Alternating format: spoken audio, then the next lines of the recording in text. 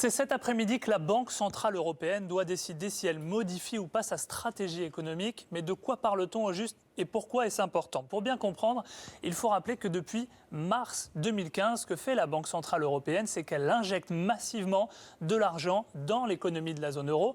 Comment le fait-elle? Eh bien, en rachetant massivement de la dette aux États de la zone euro. De cette manière, elle a injecté ces derniers mois 80 milliards d'euros chaque mois dans l'économie européenne. Alors pourquoi faire cela? C'est pour faire repartir l'économie de la zone euro, notamment grâce au fait de déclencher ces rachats de dettes qui permettent aux États d'emprunter avec des taux très bas. On le constate ces derniers mois, une baisse des taux d'emprunt pour la France, l'Allemagne notamment. Ça a aussi un effet très concret dans l'économie de ces pays, c'est que ça permet de pratiquer des taux bas lorsque les entreprises empruntent et lorsque les ménages empruntent. Très concrètement, dans votre vie quotidienne, c'est notamment cette politique de la BCE qui a contribué à faire baisser les taux d'emprunt des crédits immobiliers en France. Alors pourquoi s'arrêter là, me direz-vous?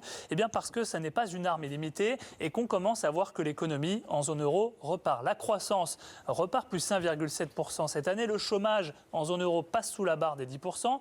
L'inflation, la hausse des prix qui est la boussole de la BCE devrait un petit peu repartir l'an prochain.